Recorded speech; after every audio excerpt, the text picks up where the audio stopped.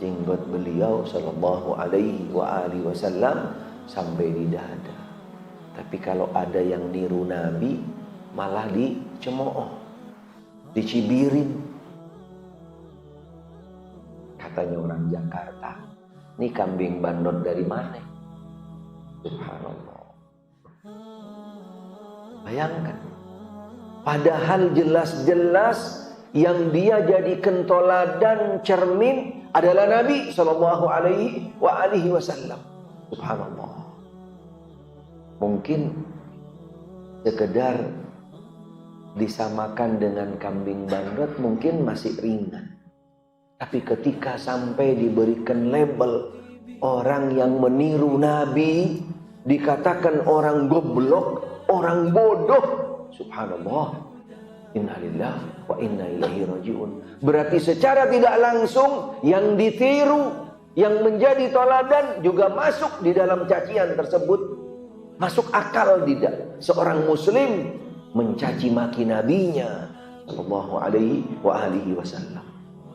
Apa masih bisa dikatakan sebagai umatnya? Apakah masih layak dikatakan seorang muslim? Kalau sudah nabinya sendiri dicaci maki. Innalillahi wa inna ilaihi raji'un. Belum lagi daripada tingkah lakunya yang lain yang udah kebablasan, yang udah kelewatan, yang gak mungkin keluar daripada seseorang yang namanya intelektual. Orang yang punya titelnya bererot, katanya orang Jakarta. Depan titel, belakang titel, atas titel, bawahnya titel. Subhanallah. Tapi ucapannya, pemikirannya, pemahamannya tidak sejalan dengan titelnya. Subhanallah. Tidak tanggung-tanggung, nabinya diberi label dengan label yang tidak pantas dan tidak layak. Subhanallah. Apalagi banyak beberapa pendapat-pendapatnya bertentangan dengan Al-Quran, bertentangan dengan As-Sunnah, berseberangan dengan agama Islam. Subhanallah. Sampai dikumpulkan oleh salah seorang penulis, ada 17 jurus mabuk. 17 jurus mabuk yang sebenarnya satu jurus saja sudah bisa dikatakan yang bersangkutan murtad. Bagaimana kalau sampai 17? Satu aja sudah cukup. Karena bukan orang awam, bukan orang lagi mabuk, bukan karena terpaksa, bukan karena dipaksa, karena benar-benar sadar tidak ada paksaan. Orang pandai, banyak pengikutnya, menyatakan dengan terang-terangan menyalahkan Nabi sallallahu alaihi wasallam, bahkan ada bentuk penghinaan. Ini menjadi pembatal Islam yang sangat mendasar, yang tidak perlu dibikin panitia rapat lagi untuk menghukum yang bersangkutan sebagai orang yang sudah keluar daripada ajaran agama Nabi Muhammad sallallahu alaihi wasallam. Berbahaya orang ketika main-main dengan Islam, tidak mengikuti kembali kepada tuntunan Islam, apa yang dibawa oleh Nabi sallallahu alaihi wasallam. Tantangannya subhanallah akan berdampak yang bersangkutan bisa berhadapan dengan Al-Quran dan As-Sunnah. Karena pastinya orang-orang yang sudah terang-terangan menunjukkan perlawanannya terhadap Islam, berarti bisa jadi adalah jelas-jelas titipan pesan sponsor dari mereka-mereka yang namanya orang kafir. Orang kafir. Karena setiap selain Islam mereka kafir. Siapapun mereka, dari manapun agamanya, adalah orang kafir. Karena yang jelas memberikan pendapat ini, statement ini, keterangan ini langsung wahyu yang datang dari Allah Subhanahu wa taala dan dari Nabi kita Muhammad sallallahu alaihi wa alihi wasallam.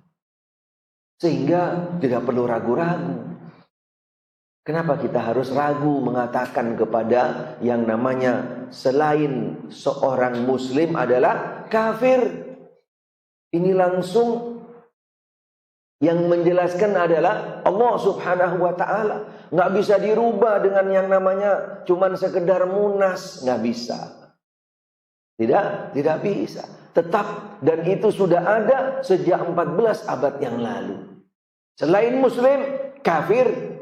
Karena Islam satu-satunya agama yang diridhoi dan yang benar. Ini jawaban yang pertama dan yang paling utama yang sekaligus akan menunjukkan daripada kualitas Islam seseorang.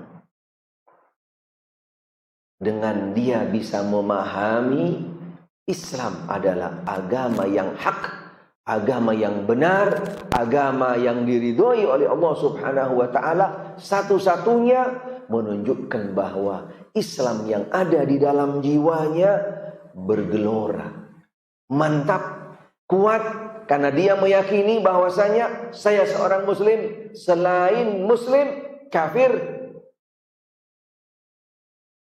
Allah Subhanahu wa taala berfirman di dalam Al-Qur'anul Karim, "Innad dina indallahil Islam."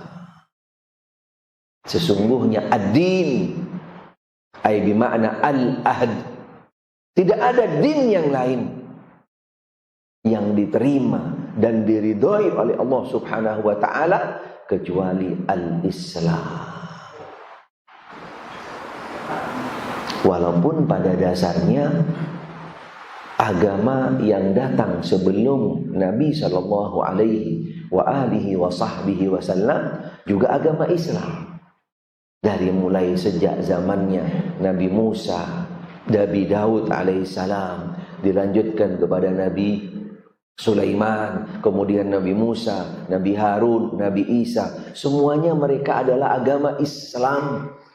Agama Islam.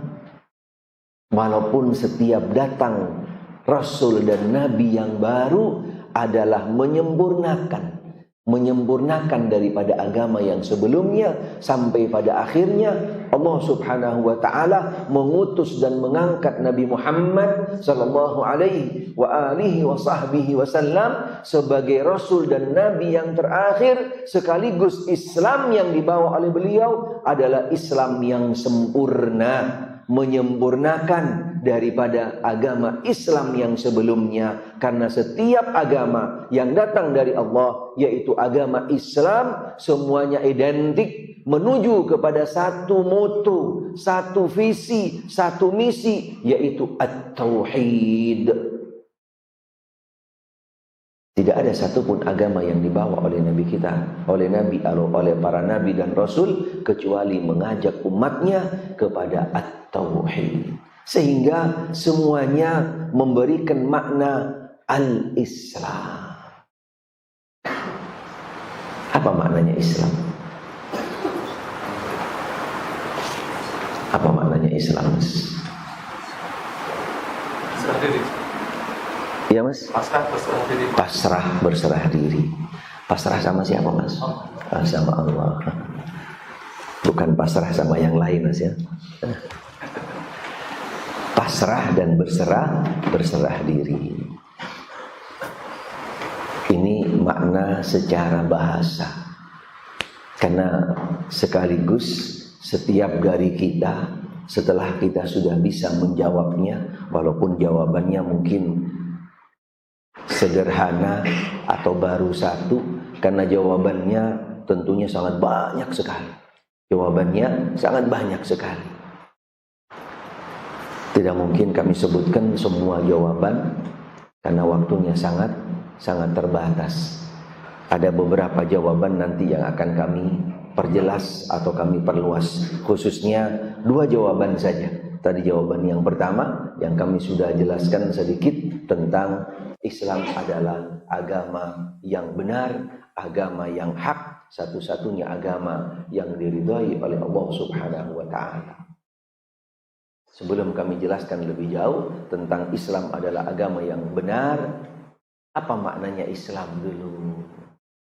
Secara bahasa dan juga secara istilah, etimologi dan juga terminologi. Ada yang mau menambahkan? Silahkan. Apa maknanya Islam? Ma makna al-Islam? Makna daripada al-Islam. Al-Islam pernah dibahas, pernah disampaikan di salah satu kajian tentang makna al-Islam, karena ini menjadi salah satu daripada 3 pokok prinsip yang wajib setiap dari kita memahami dengan seutuhnya. Mudah-mudahan di musholah ini atau di masjid ini bisa dibahas, bisa dipelajari, karena ini juga termasuk salah satu daripada bentuk benteng, tameng, antibodi buat kita. Dan selamat bisa juga, tapi bukan selamat nih Pak, beda dengan selamat. Kalau selamat orang nganjuk, bahasanya secara bahasa al-Islam artinya adalah al-istislam. Al-istislam.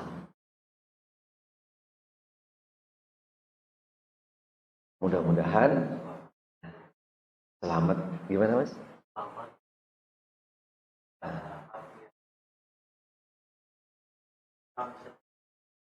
Istilahnya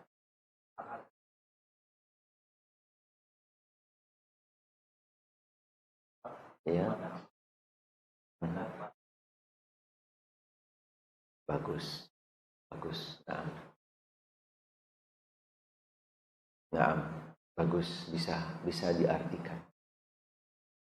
Tetapi seperti yang kami juga jelaskan di dalam pertemuan sebelumnya, di dalam kita memahami sebuah arti atau makna dari apapun yang namanya ibadah, tuntunan, apalagi seperti Islam, iman. Karena dengan kita bisa memahami maknanya seutuhnya, akan memberikan motivasi beda kepada kita. Akan memberikan motivasi beda kepada kita. Sehingga sebelum kita jauh membahas tentang isinya, pahami sejak awal apa maknanya dulu. Apa hakikatnya? Apa yang terkandung di dalamnya? Karena dengan kita bisa memahami dengan tepat dan benar, akan memberikan motivasi beda kepada kita di dalam menjalankan sebuah amalan, sebuah tuntunan, dan seterusnya. Seperti semalam kami bahas tentang sholat. Paham nggak kita? Apa sih maknanya sholat itu? Apa sebenarnya hakikat sholat itu?